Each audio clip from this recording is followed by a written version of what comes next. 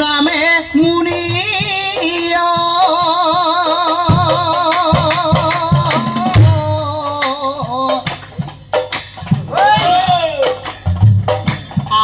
আসিলে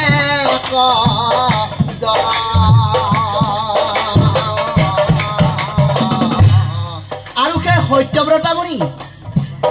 মহাতপস্বী মুনি অয়তি জ্ঞান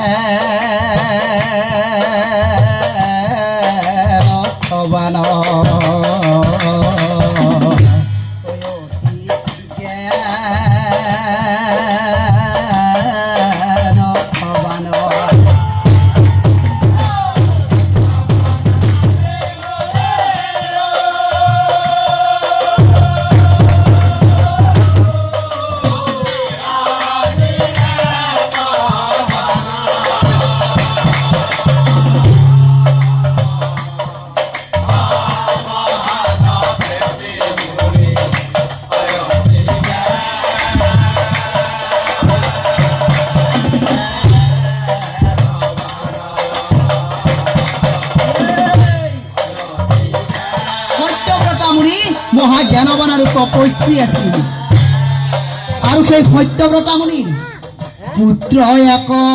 আছিল মুনিৰ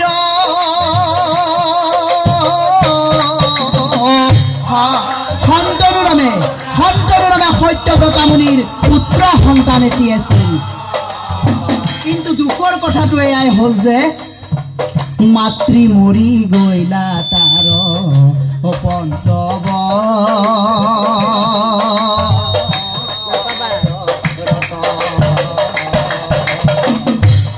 সেই সন্তনুৰ মাতৃ 5 বছৰ বয়সতে মৰি গৈছিল।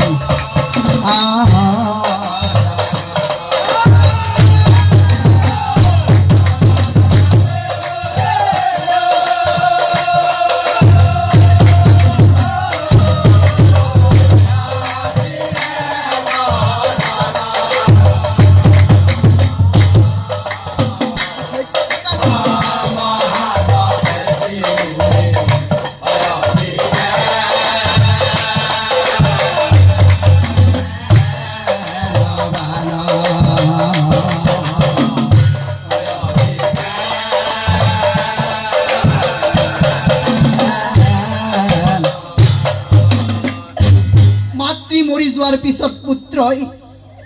মা তুমি মোক এৰি থৈ কলৈ গুচি গলা মা? এই মা তুমি ক'ত আছা মা? মোক এৰি থৈ কলৈ গুচি গলা মা?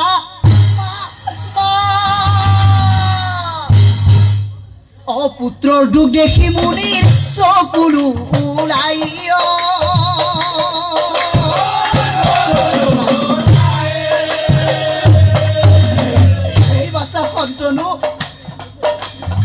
পুত্ৰ খাবতি ধৰি কান্দি কান্দি কয়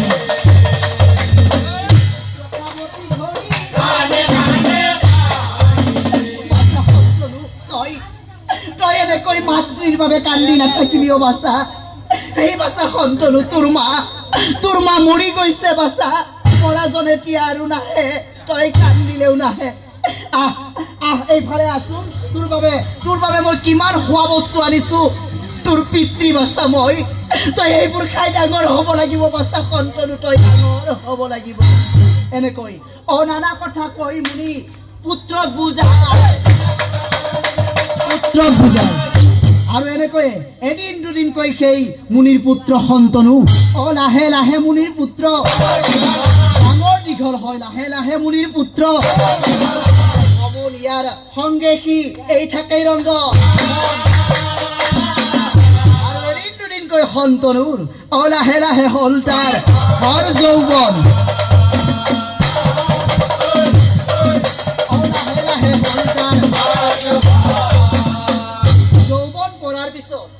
যৌৱন পৰাৰ পিছত সন্তানৰ কি হ'ল চাওক ৰাইজ।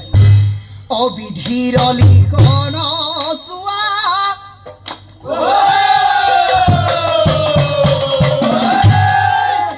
শুনে যাই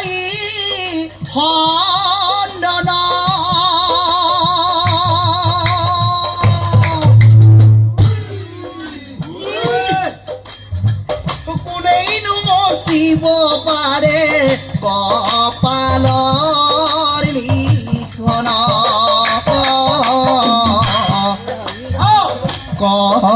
কপালৰ লিখন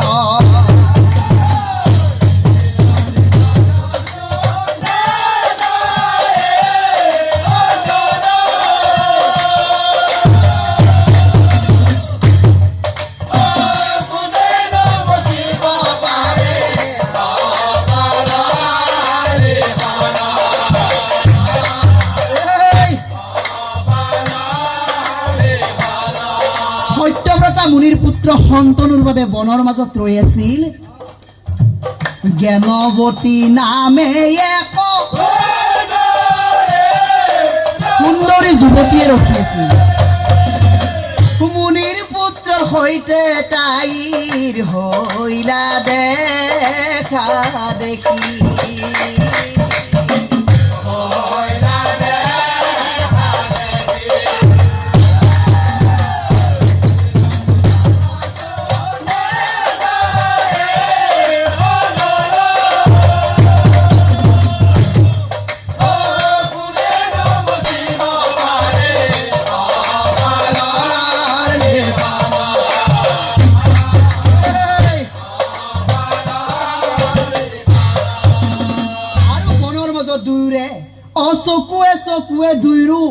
চকুৱে চকুৱে দুইৰো মিলন হইয়া কন্যাক চাই সন্তান হৈ পঢ়িবে লাগিলা কন্যাক চাই সন্তান হৈ মৰমী অমৰমী কল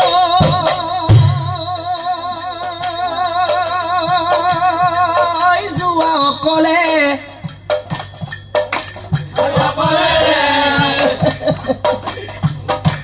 অমৰমী আহা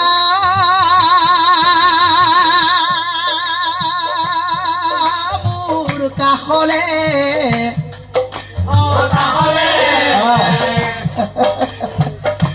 অমৰমী থাকিব পৰা নাই অমৰমী তোমাক দেখা পা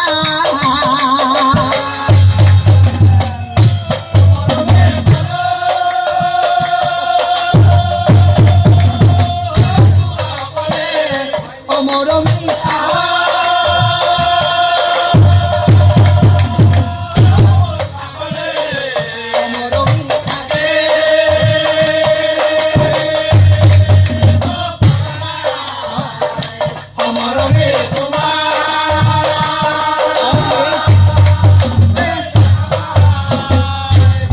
এনেদৰে দুয়োজনেই সন্তান আৰু জ্ঞানৱতীয়ে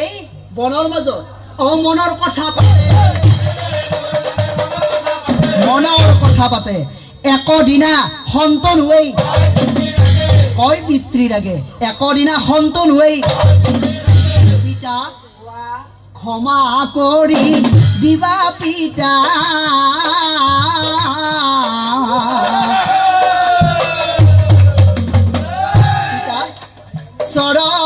চৰণতে ধৰো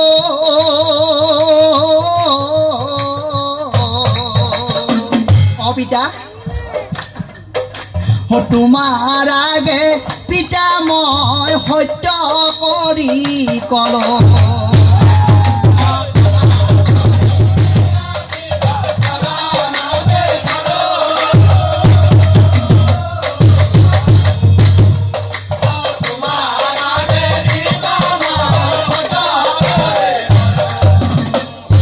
কি জানানে পিতা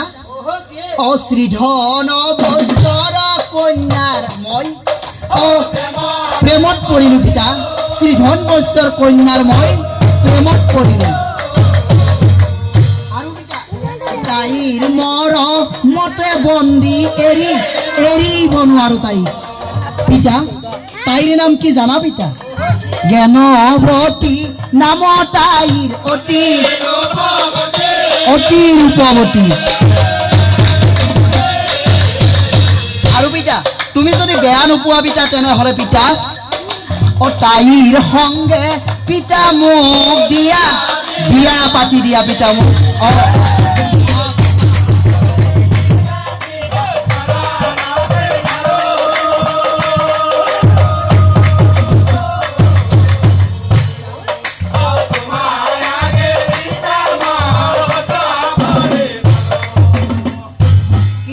বাসা তই তই শ্রীধন বৈশ্যর কন্যা জ্ঞানবতীর প্রেমত পৰিছ তই ডাঙৰ হৈ গলি বাসা যিটো লৰাৰ 5 বছৰ বয়সতে মাতৃ ঢুকাই গৈছিল সেই লৰাটোক এই পিতৃয়ে তুলি তালি ডাঙৰ দীঘল কৰাৰ পিছত আজি তাৰ ভাৰ্যাৰ বাবে কন্যাখি নিজেই চাই ল'ব পৰা হ'ল যি হয় হওক বাসা পুত্ৰৰ ভালে এই পিতৃৰ ভাল বাসা তোক মই অনুমতি দিলো তই সেই শ্ৰীধন বৈশ্যৰ কন্যা জ্ঞানবতীক তোৰ ভাৰ্যা ৰূপে গ্ৰহণ কৰ কিন্তু মনত ৰাখিবি বাসা ৰূপ আৰু ধনক লৈ নিজে অভিমানী অহংকাৰী নহবি আৰু তোৰ সেই জ্ঞানবতীক হবলৈ মানা কৰি দিবি কাৰণ কিয় জানা বাসা এতিয়া শুন কিয় অৰূপ যৌৱন ধন ধানৰ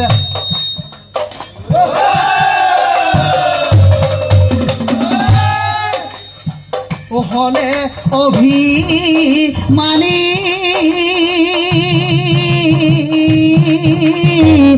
পাছা সন্তনু অহংকাৰ চূৰ্ণ কৰে প্ৰভু শ্ৰী হৰি প্ৰভু শ্ৰী হৰি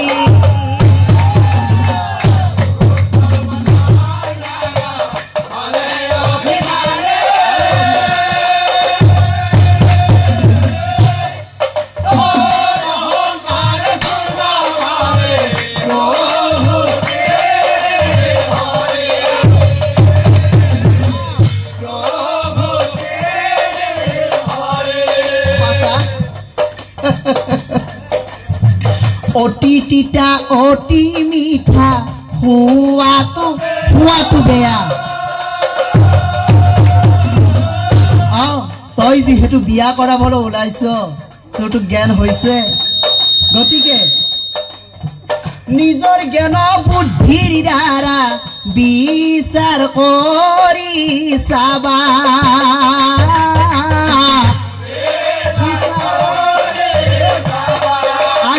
এটি কথা কওঁ তই শুন এই যে সমাজত জ্ঞানীমানী ব্যক্তিসকল থাকে তেওঁলোকে কয় জ্ঞানীজনে কয় বাছা ৰূপেই কিনো কৰে সেই ৰূপ আৰু ধন সময়ত কালৰ সোঁতত হেৰাই যায় গুণে সংসাৰ তৰে